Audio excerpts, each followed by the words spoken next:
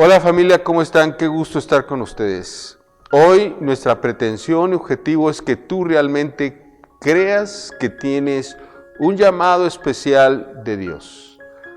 Batallamos constantemente con pensamientos de que no somos capaces, de que hemos fracasado a lo mejor desde pequeños en nuestra primaria, secundaria, prepa o no llegamos ni siquiera a estudiar.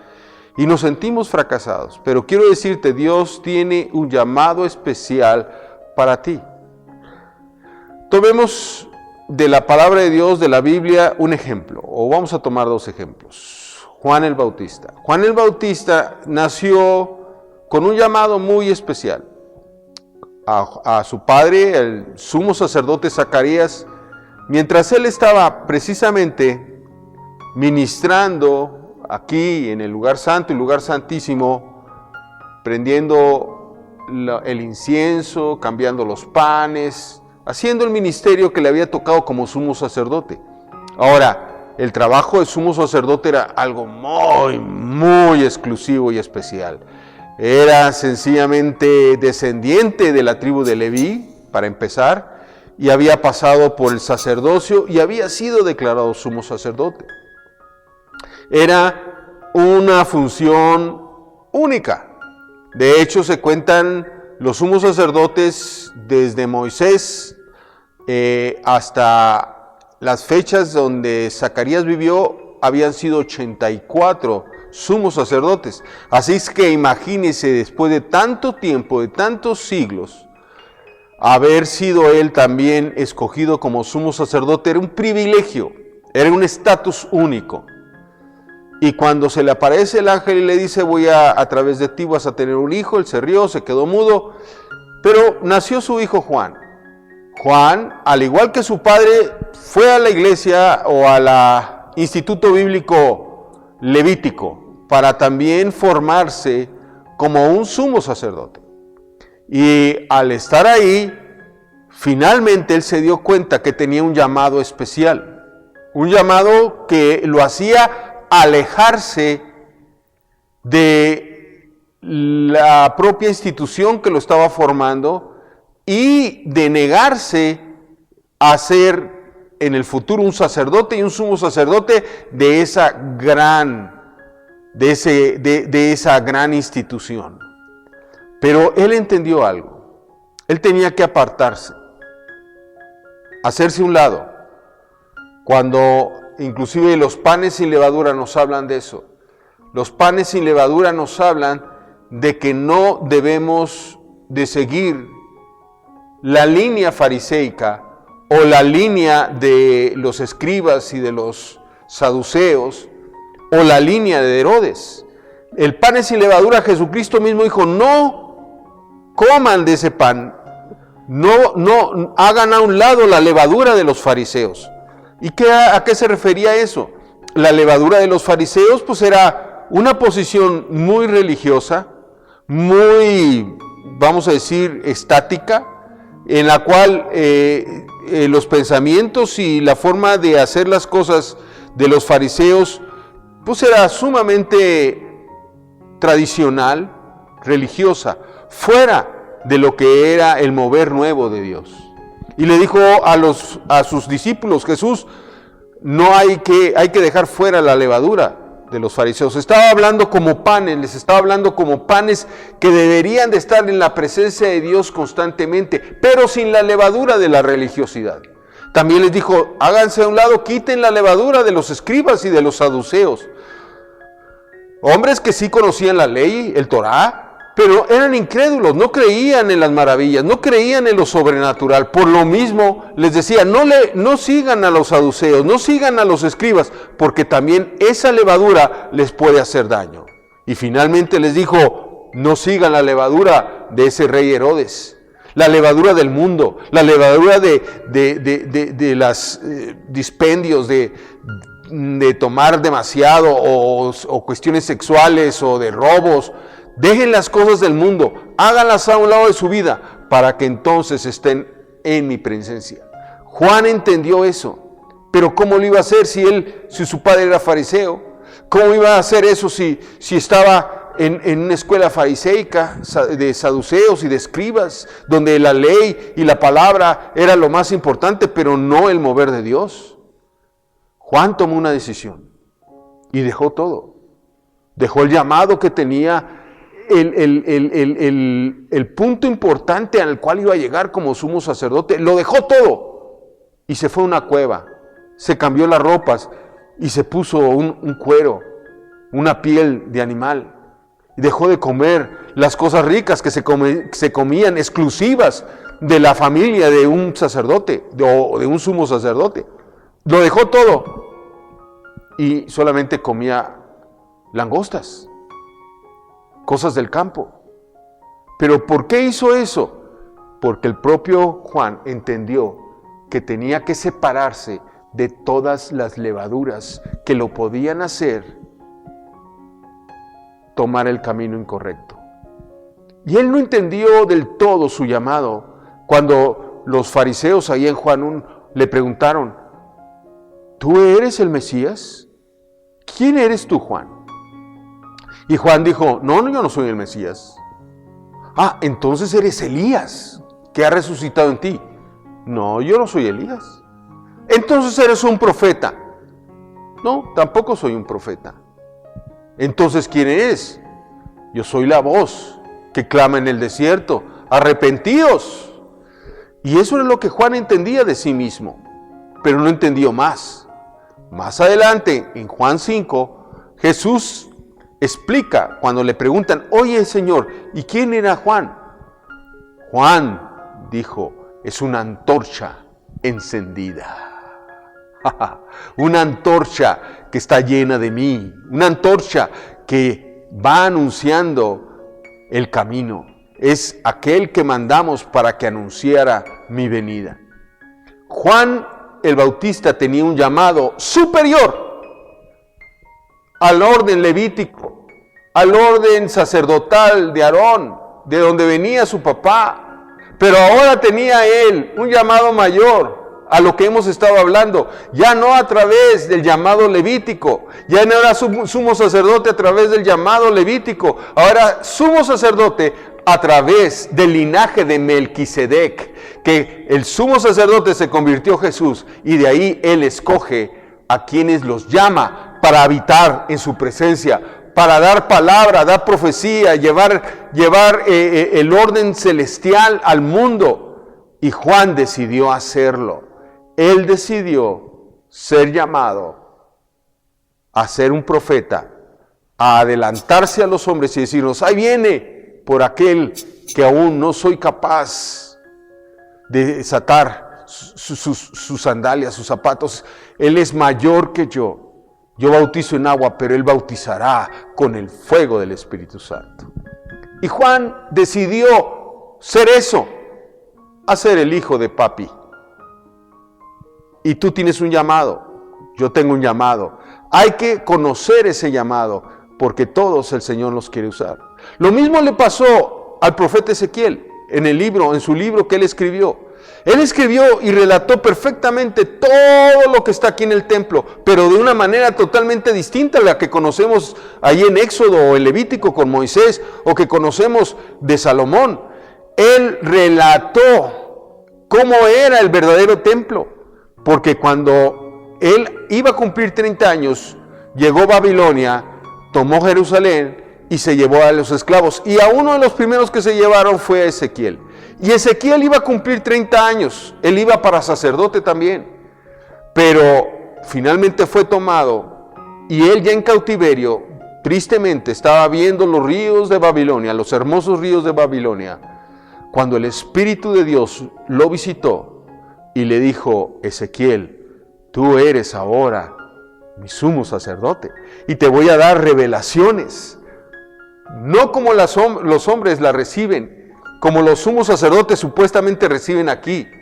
En ese momento el Espíritu de Dios ya había dejado el templo de Salomón y ahora estaba buscando a Ezequiel. Fíjese, dejó el templo de Salomón por buscar a Ezequiel y darle toda la revelación de lo que era el templo del Señor. Y le dijo también en capítulo 8, 9 y 10 por qué dejaba el templo y por qué estaba con él en ese momento y le estaba revelando todo lo que era el templo, todas sus verdades, todo lo profundo de la revelación del templo celestial, del cual el templo de Salomón y Moisés era una copia. El llamado de Ezequiel fue más grande. Estaba triste Ezequiel porque no llegó a ser sumo sacerdote, no llegó a ser sacerdote. Le faltaban unos meses para cumplirlo cuando vino la conquista babilónica. Pero Dios se le acercó y le dijo, es mejor lo que te voy a dar. Y todo el libro de Ezequiel fue revelado a él. Ese era el llamado de Ezequiel. ¿Cuál es tu llamado, familia? Un llamado a, como dice en primera de Pedro, capítulo 2. Y nos dice así en el versículo 9, que somos un linaje escogido. Personas que nos está pidiendo el Señor de que debemos de estar siempre purificados, llenos de Él, apartados, sin iniquidad, sin maldad, sin malicia. Somos ese linaje, tú eres un linaje escogido. Aunque te hayan dicho otra cosa tus padres, aunque tus compañeros de trabajo o de la escuela te hayan dicho o te sigan diciendo cosas, tú eres un linaje escogido, apartado de todo eso. Y además te dice, tú eres real sacerdocio. ¿Cómo? ¿También estoy llevado al sacerdocio? Sí, también estás llamado al sacerdocio. Estás consagrado para estar ministrando a Dios más que a los hombres. Más que quedar bien con los hombres, queda bien con Dios. Lo que te está diciendo, eres consagrado, eres mío, me perteneces. Conságrate a mí, porque yo te he llamado. Luego sigue diciendo, ahí en 1 Pedro 2:9, dice, tú también, aparte de ser real sacerdocio, somos también nación santa, santificados, limpiados, una nación a la cual el Señor quiere formar, una nación que el Señor quiere apartar para llevar su nombre, y esa nación estás incluido tú. Somos pueblo que Dios adquirió, un pueblo que está liberado por parte de Dios, que compró con el precio de sangre, y de tal forma que ahora, como Él pagó la sangre, a través de su sangre, pagó el precio que tú costabas, el precio que nadie tenía el dinero suficiente para rescatarte de la muerte y llevarte a la eternidad. Él dijo, yo te compro a ti. Tú vales la pena, tú vales mi sangre, y te compró a ti, y por lo tanto ahora eres un pueblo adquirido, un pueblo que le pertenece a Dios, un pueblo con el cual va a formar una nueva nación, un nuevo mandato. Dios quiere apartarte para eso. Dios tiene ese llamado para ti. Nuestro tiempo en la tierra debe de estar dedicado a ministrar a Dios. Porque cuando ministramos a Dios en este sentido y nos vuelve sacerdotes, y nos vuelve nación santa, y nos vuelve un linaje escogido, entonces nosotros podemos venir al mundo y apartarlos del mar. Porque nosotros ya estuvimos con el poderoso, ya estuvimos en su trono, ya estuvimos con Él, y ahora podemos ministrar a la tierra quitando las obras del enemigo. Él va a querer que tú sigas pensando que eres aquel que todo lo echa a perder, que eres aquel que no sirve para nada, que eres aquel que no tiene futuro, que no tiene manera de salir adelante. No es cierto, no le creas. Tú tienes un llamado especial. Lo único que tienes que hacer es creerle a Dios y meterte con el Señor para que entonces la palabra de Dios que está aquí en el arca, la palabra, la ley que fue escrita por el dedo de Dios, caiga sobre tu corazón, te convierta a ti y tú conviertas a los tuyos. Que ese poder que está aquí también guardado a través del bastón, del bastón de Aarón, que se le fue dado a Moisés, ese bastón que entró a Mar Rojo y lo abrió, que abrió camino donde no habría camino, el Señor te está diciendo, búscame y yo te daré ese poder también. Te daré la vara de Aarón, esa vara que aún ahí seca, comenzó a sacar frutos, sacó flores, porque no había muerto, aunque estaba seca, separada de la tierra, comenzó a tener vida y da vida a tu vida. Si tú tienes esa búsqueda de Dios y esa presencia, vas a poder dar vida a los demás. Y finalmente el maná que está aquí escondido, tomas de ese maná en la presencia de Dios y vas a poder dar a tu familia el bien, la economía lo suficiente para poder vivir y un poco más para dar a los demás. No te quedes donde estás, varón, varona, mujer. Busca tu verdadera identidad con Dios. Tu identidad con Dios es ser una nación santa, un pueblo escogido, separado de Dios, un lugar especial en la vida de Dios. Así es que sigue. Y así entendemos cómo es dejar esa levadura que a lo mejor te quiere atrapar a través del mundo, Así es. esa levadura que te quiere atrapar a través de la religiosidad y que constantemente quiere enjuiciarnos o encajonarnos, cosas que vivieron Ezequiel y Juan el Bautista, pero vieron la gloria de Dios descendiendo sobre sus vidas con ese llamamiento.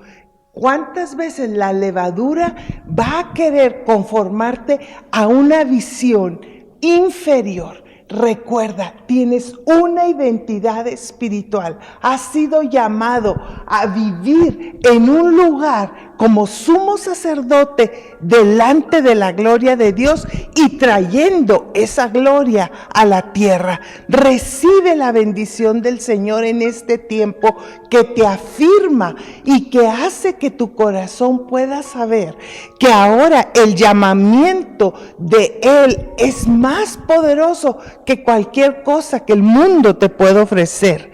Por tanto, ciñe en esta hora tus lomos, ciñe tu corazón con un entendimiento de ver lo que Dios ha de manifestar a través de tu vida.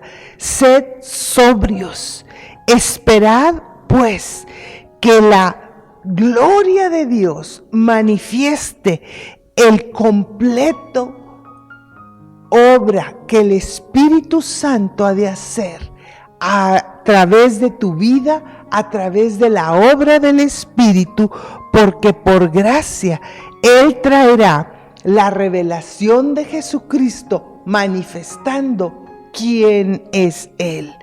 Como hijo obediente, no te conformes a estas condiciones del mundo. Desea ardientemente el anhelo de ver la manifestación gloriosa de su poder, que antes había estado incluso ignorada, pero que ahora te es revelada. Por tanto, te dice el Señor, como aquel que te llamó es santo, sé tú también santo. Santifícate en su verdad. Esta es nuestra manera ahora de vivir y de entender que hemos sido apartados para Él, porque escrito está, sed santos como yo soy santo, porque así habrás de invocar al Padre, aquel que te apartó, aquel que te puso nombre desde antes de la fundación del mundo, en vida de su Hijo Jesucristo, aquel que sin acepción de personas juzga según la obra de cada uno. Conducíos ahora con ese temor reverente, con esa revelación de saber que procedes de Él y caminas en una peregrinación de hijo de Dios, sabiendo que fuiste rescatado de esa vana manera de vivir, de esa levadura antigua, de esa condición de muerte. Has sido llamado para manifestar aquello que Él ha dado por gracia. Tú recibiste un llamado para algo que es incorruptible, que es algo santo, puro, que no viene ni de oro ni de plata, sino de la sangre preciosa de Cristo Jesús. Esa sangre que te invade, esa sangre que te limpia, esa sangre que te rescata, esa sangre que nos libera, esa sangre que ha quitado contaminación de cuerpo, de alma, de espíritu, y nos hace uno con Él, por cuanto en Él hay un destino eterno, hay una obra para manifestar la poderosa mano de Dios en estos tiempos y abrir un camino mediante el cual ahora Dios, quien resucitó a Cristo de los muertos y manifiesta su gloria, para que entonces la fe y la esperanza con la cual tú vives en Él sustente todo tu ser en un camino a vivir en su gloria. Bendecimos tu vida, bendecimos la obra de Cristo en esa identidad de reino, reconociendo que solo en Él, viviendo en Él como Ezequiel y como Juan el Bautista, viendo la gloria mayor que estaba por ser revelada en sus vidas, nos sostiene para verle en las nubes cuando regrese, para encontrarnos con Él cada vez que estemos en nuestro momento de gloria, en ese lugar santísimo, para ejercer como sumo sacerdote, llenos de toda la vida de Dios en Cristo Jesús. Amén.